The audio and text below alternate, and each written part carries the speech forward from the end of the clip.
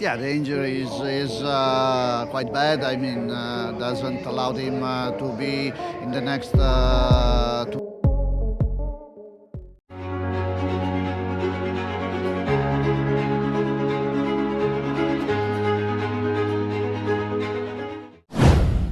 MotoGP Australia 2025, performa jelek Bagnaia sudah di level tak masuk akal.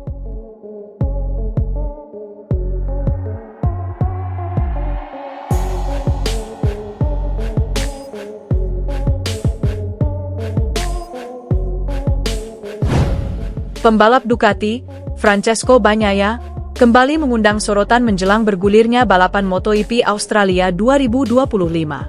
Rentetan hasil minor belum sepenuhnya bisa dijauhkan dari performa Bagnaia ketika menjalani sprint race MotoGP Australia 2025, Sabtu, 18 Oktober 2025. Memulai balapan mini di Phillip Island itu dari urutan ke-11, murid kebanggaan Valentino Rossi tersebut justru gagal memulihkan posisinya. Absennya rekan setim sekaligus juara dunia musim ini, Marc Marquez tak serta-merta menghadirkan percikan motivasi yang besar di tubuh Bagnaia. Akhirnya, Bagnaia menuntaskan balapan mini berdurasi 13 lap tersebut di urutan ke-19, unggul satu set trip dari pengganti Marquez, Michele Pirro yang finish di juru kunci. Apa yang ditunjukkan oleh rider berusia 28 tahun tersebut benar-benar menjadi sebuah tamparan keras bagi Ducati, tim yang memiliki motor terbaik. Tak ayal, mantan pembalap MotoGP Carlos Teixeira pun memberikan pandangannya terkait hasil buruk yang dialami Bagnaia pada sprint race kemarin. Di mata pria asal Spanyol itu, Bagnaia belum mencapai titik nadir atau titik terendah selama menjadi bagian dari Ducati. Akan tetapi, hasil yang didapatkan juara dunia MotoGP musim 2022 dan 2023 itu benar-benar membuat Teixeira merasa terkejut. Baginya, performa buruk Bagnaia saat ini sudah tidak masuk akal setelah sebelumnya dia mampu meraih secercah cahaya.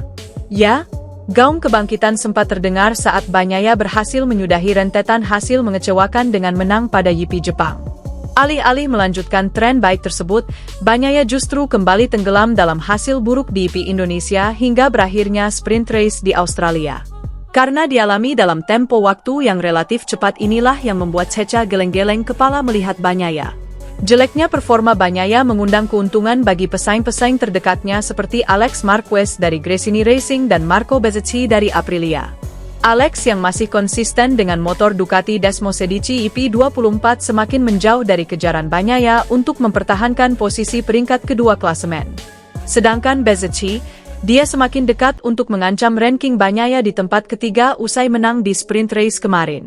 Ketika Anda bilang, tidak, Pectol sudah mencapai titik terendah, tidak, ya, dia belum mencapai titik terendah, kata Teixeira. Entahlah, saya pikir performa Pectol hari ini sangat mengejutkan, dan saya tidak memahaminya. Karena dia pembalap yang sudah lama berkecimpung di dunia balap, dan dia baru saja menang di Jepang, menjalani balapan yang hebat. Belum selama itu, seorang pembalap tidak bisa berubah dari segalanya menjadi tidak ada dalam waktu sesingkat itu. Jadi, bagi saya, sulit menjelaskan performa Pectol. Sejujurnya, saya tidak tahu harus berkata apa. Tapi jelas, bagi Alex, ini akan memberinya sedikit ketenangan pikiran untuk kejuaraannya, imbuhnya, dilansir dari Motosan. Pembalap Ducati Lenovo, Francesco Bagnaia, sudah merasakan kesulitan pada motornya sejak sesi pemanasan pada pagi hari sebelum balapan MotoGP Australia 2025. Bagnaia mengungkapkan dirinya tidak dapat mengerem dan memasuki tikungan sesuai ekspektasinya. Dia menyelesaikan sesi warm-up di peringkat paling buncit atau posisi ke-22 di sirkuit Phillip Island, Australia, Minggu, 19 Oktober 2025, pagi.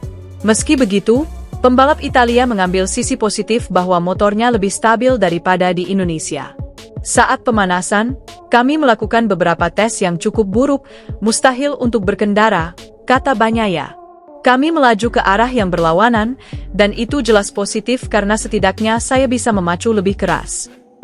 Saya benar-benar berada di batas kemampuan saya, tetapi sayangnya, saya tidak bisa mengerem dan memasuki tikungan seperti yang saya inginkan, dan itu membuat hidup saya jauh lebih rumit.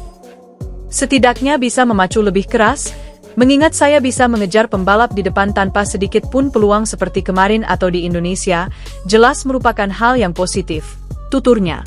Bagnaia tak yakin apakah perasaan tersebut bisa membawa kesan positif dalam balapan selanjutnya di sirkuit Sepang, Malaysia. Apalagi, Bagnaia datang dengan status pemenang terakhir pada MotoGP Malaysia 2025. Tahun lalu, dia berhasil finish pertama dalam balapan utama.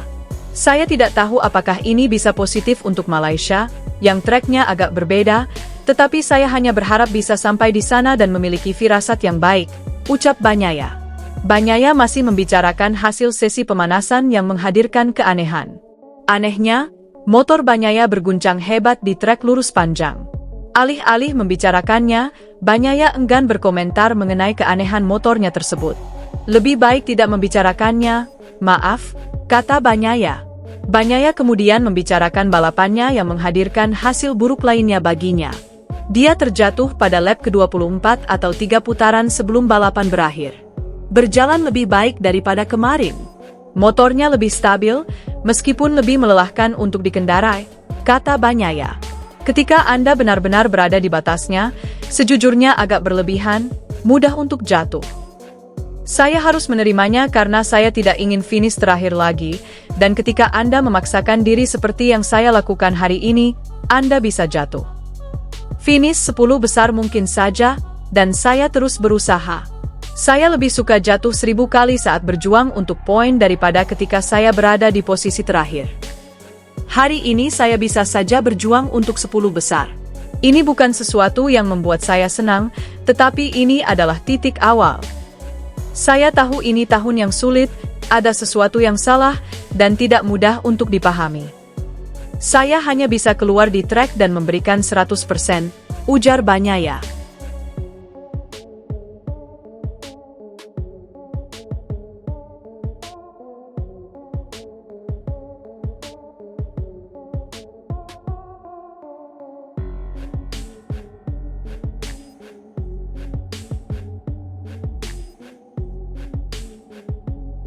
Pembalap Ducati, Francesco Bagnaia, kembali mengundang sorotan menjelang bergulirnya balapan MotoGP Australia 2025.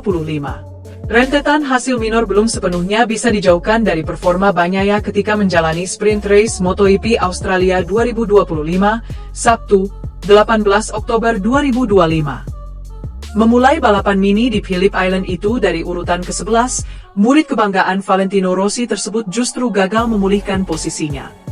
Absennya rekan setim sekaligus juara dunia musim ini, Marc Marquez tak serta-merta menghadirkan percikan motivasi yang besar di tubuh Bagnaia. Akhirnya, Bagnaia menuntaskan balapan mini berdurasi 13 lap tersebut di urutan ke-19, unggul 1 setrip dari pengganti Marquez, Michele Pirro yang finish di juru kunci. Apa yang ditunjukkan oleh rider berusia 28 tahun tersebut benar-benar menjadi sebuah tamparan keras bagi Ducati, tim yang memiliki motor terbaik. Tak ayal, mantan pembalap MotoGP Carlos Teixeira pun memberikan pandangannya terkait hasil buruk yang dialami Bagnaia pada sprint race kemarin.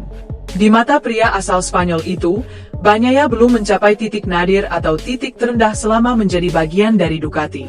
Akan tetapi, hasil yang didapatkan juara dunia MotoGP musim 2022 dan 2023 itu benar-benar membuat Teixeira merasa terkejut. Baginya, performa buruk Bagnaia saat ini sudah tidak masuk akal setelah sebelumnya dia mampu meraih secercah cahaya.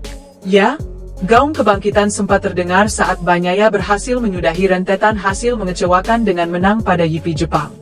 Alih-alih melanjutkan tren baik tersebut, Bagnaia justru kembali tenggelam dalam hasil buruk di GP Indonesia hingga berakhirnya sprint race di Australia. Karena dialami dalam tempo waktu yang relatif cepat inilah yang membuat Teixeira geleng-geleng kepala melihat Bagnaia.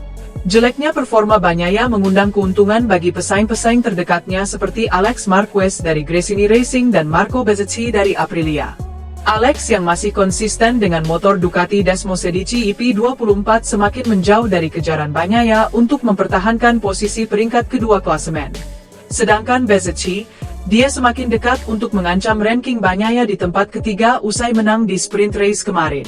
Ketika Anda bilang, tidak, Pectol sudah mencapai titik terendah, tidak, ya, dia belum mencapai titik terendah, kata Teixeira.